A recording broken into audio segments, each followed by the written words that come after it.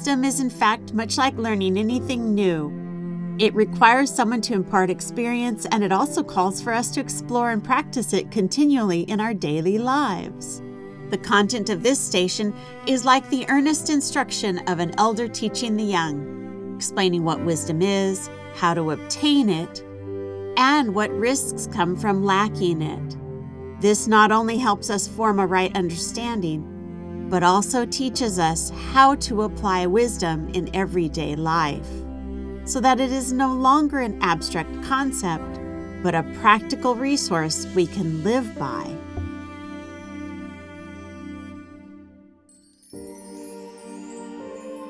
Though times change, wisdom remains timeless and ever relevant.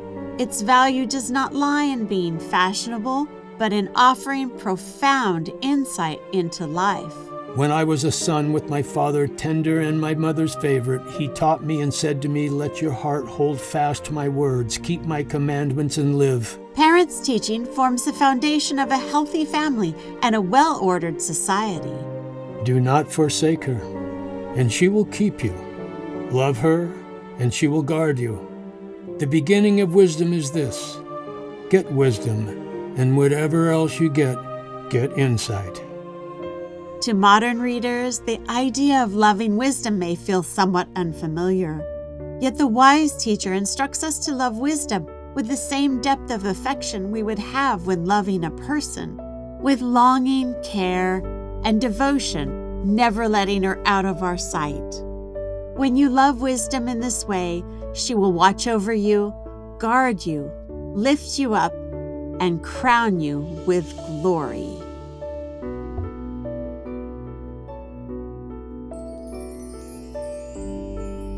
In ancient Israel, the image of a path was often used as a metaphor for life. Some people walk on wide and smooth roads, surrounded by others and favored in every direction.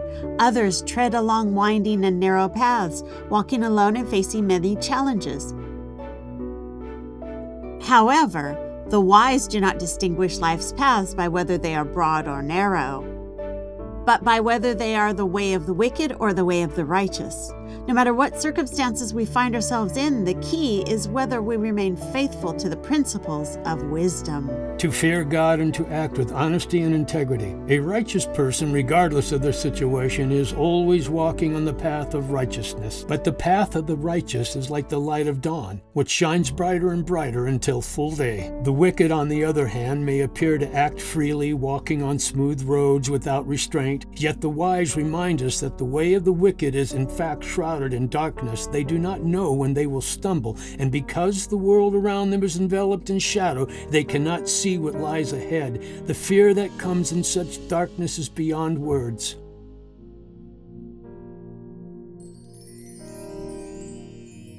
For people today, the pursuit of wisdom is often an intellectual exercise, analyzing, reasoning, and judging with the mind.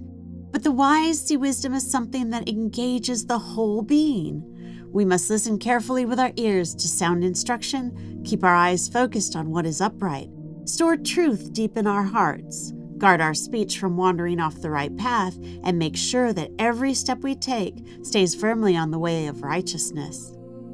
When we pursue wisdom with all our heart and being, we will find life, abundance, and honor. Keep your heart with all vigilance, for from it flow the springs of life. The ancient sages understood well the power of thought. Our thoughts drive our actions and shape the way we use opportunities and resources to reach our goals. Therefore, the wise are careful to guard their minds, knowing that what begins in thought can have far-reaching consequences.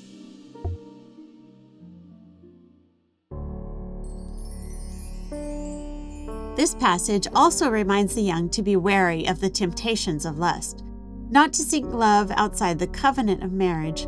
Such instruction is frequently emphasized throughout the book of Proverbs. The best way to avoid such temptation is to keep a safe distance and to constantly remind ourselves of the possible consequences: loss of wealth, destruction of reputation, and personal ruin. Drink water from your own cistern, flowing water from your own well. To drink from living water is a poetic image describing the joy and satisfaction a husband finds in his wife's love, like drinking deeply from a constantly flowing spring. Within marriage, the delight and pleasure that husband and wife receive from one another are blessings specially prepared by God for the covenant of marriage, blessings that no outsider can ever replace.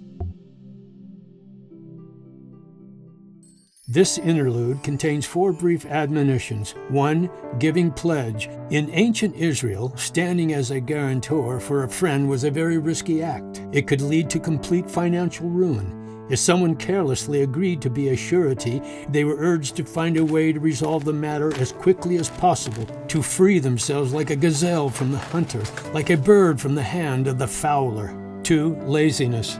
The wise contrasts the ant with the sluggard. The ant has no leader, yet it diligently stores up food during the summer. The lazy person, however, wastes time and ignores reality. As a result, poverty will come upon them like a robber and need like an armed thief.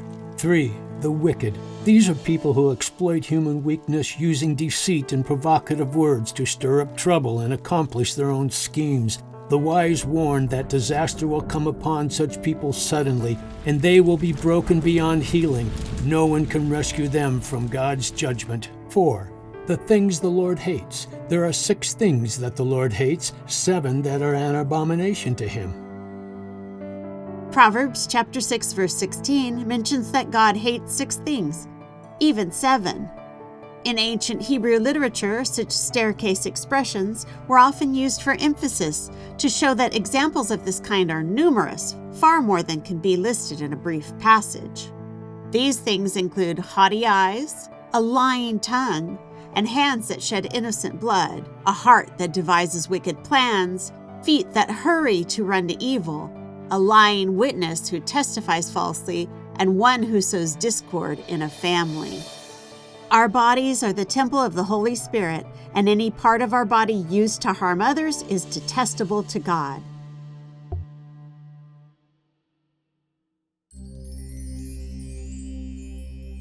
This passage once again emphasizes the dreadful consequences of improper relationships between men and women. Can fire be carried in the bosom without burning one's clothes? Or can one walk on hot coals without scorching the feet? These verses remind us that men are often easily enticed by physical beauty and must therefore be especially cautious. Unrestrained desire and lack of self-control over what the eyes see can lead to serious danger. Such a sin can cause a person to lose everything. A thief who steals out of hunger may still receive a measure of sympathy, but one who commits adultery with his neighbor's wife acts with utter foolishness and brings destruction upon himself. From this station, we see that wisdom is not an abstract or lofty idea. It is something that can be learned and lived out in everyday life. The wise first encourage the young to humbly seek counsel from their elders, for generational transmission remains the most important way to gain wisdom. It naturally leads us to the topic of family. Learning to cherish one's family and to value marriage is essential, for the home is the foundation of all human relationships. The wise also teach how to act wisely in relationships with others, how to interact with friends, and what boundaries must be respected. In today's world of rapid technological advancement, people tend to associate wisdom mainly with knowledge, skills, and intellectual ability. Yet few pay attention to the relational aspect of wisdom. It is no wonder then that we often feel people have become less refined and that warmth and kindness in society seem to be fading away. Finally, the wise teacher exhorts every reader to remember the things that God hates and not to forget Him in the pursuit of personal gain, for God is the ultimate source of all wisdom. If we long for a wise and blessed life, let us begin with the fear of the Lord as our foundation.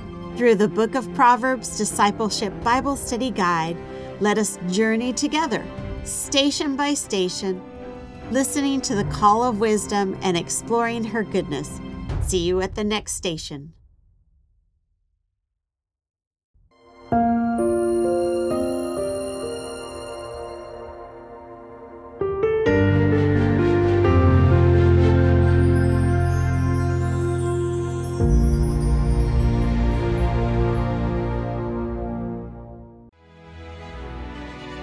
Spring of Water International Ministries invites you to journey with us, giving seed to the sower and bread to the eater.